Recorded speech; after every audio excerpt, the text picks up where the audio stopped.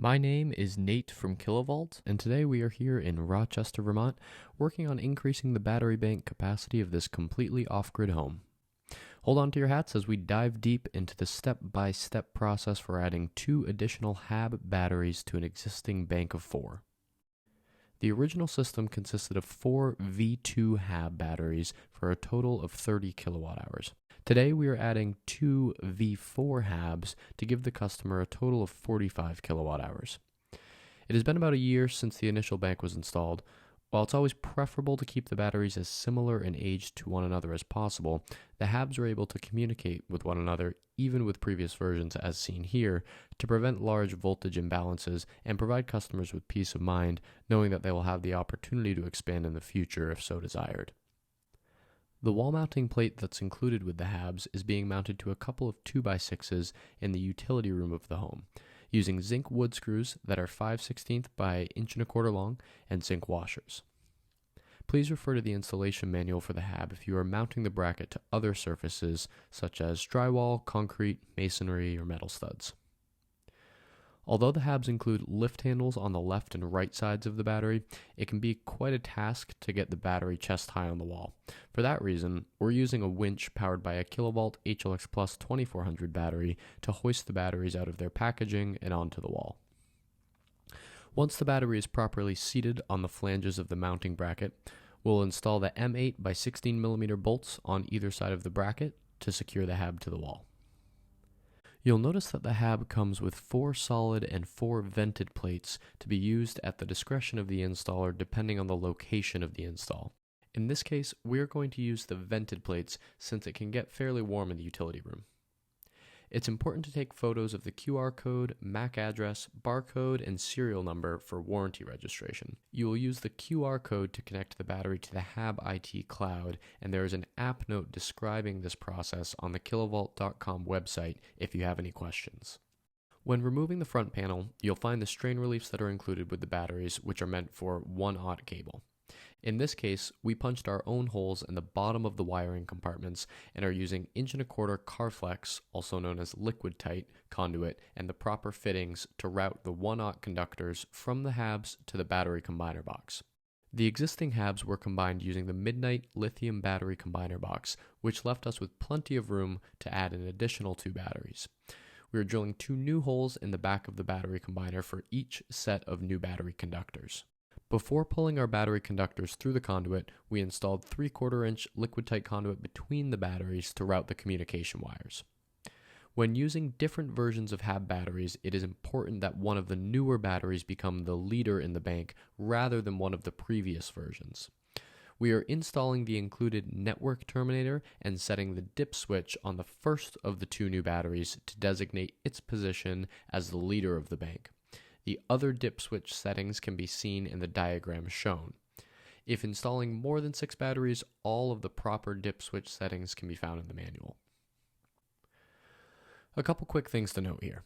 First, there is a special cable required to connect a version 4 or higher to a previous version of the HAB. In this case, we are using the adapter cable between HABs 2 and 3. Please contact your sales rep if you have a need for these cables. Second, while we are able to set the proper dip switch settings and install the COM cables for the 2 new HABs at this point in the install, we're going to have to wait to change the dip switches and COM cables on the existing HAB bank to prevent them from showing a network or communication error and potentially shutting down. Since the site is totally off-grid, we want to minimize the generator runtime. We're going to wait to change the communication protocol on the rest of the system until the system is shut down to do the DC wiring. Once the conduit is routed and communication wiring is all prepped, we're going to pull our DC conductors through the conduit, making sure to stagger the lugs on the pair of cables as we pull them to help it fit through the conduit a little easier. We're going to leave just enough cable to do one big loop, and then we will secure the DC conductors to the terminal block to a torque value of about 130 inch-pounds as shown in the manual. Keep in mind that through the entire process, each battery breaker is in the off position, so there's little to no voltage at the terminals. Next, we are going to wire the battery combiner box. However, since the other batteries have been live and powering the system up until this point, we are first going to need to shut the system down to safely work in the box. To do so, we are first going to turn off the inverters using the Outback Mate, which will kill all AC power in the house. Next, we'll shut off our incoming PV breakers. In this case, there are 3, one for each charge controller, followed by the charge controller output breakers. Next, we're going to turn off the 2 inverter breakers.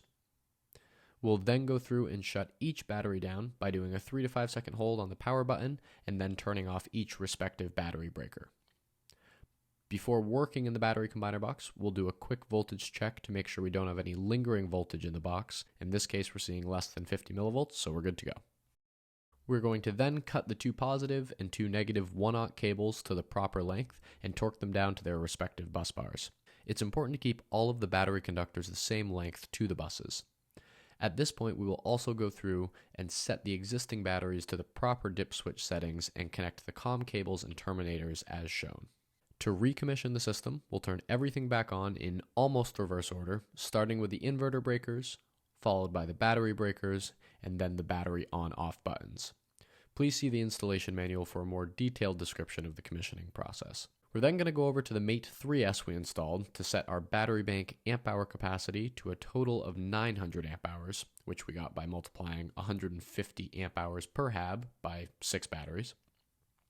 We're then going to set our absorb voltage to 56 volts and the absorb time as low as it will go. The goal is 2 minutes, but Outback can only go to 1/10 of an hour or 6 minutes, and that will be okay, especially considering a fairly low charge current per battery given the large bank we have. Float voltage would be set to 52.8 volts, but we're going to set this inverter charger for 2-stage no float because we don't want the generator floating the batteries. The charge controllers will do that. Equalize is going to be disabled by setting the time to 0, but best to set the voltage to about equal to the absorption voltage in case someone accidentally initiates an equalization charge in the future. Please refer to the installation manual to verify all other settings that need to be populated, such as low battery cutout, high battery cutout, and so on. Once we're done adjusting the settings on the Mate and verify that everything is operating as expected, we can pack up our things and head home, leaving the customer 15 kilowatt hours of storage richer than before. We hope you've enjoyed this instructional video and encourage you to visit the KiloVault.com website if you have any questions.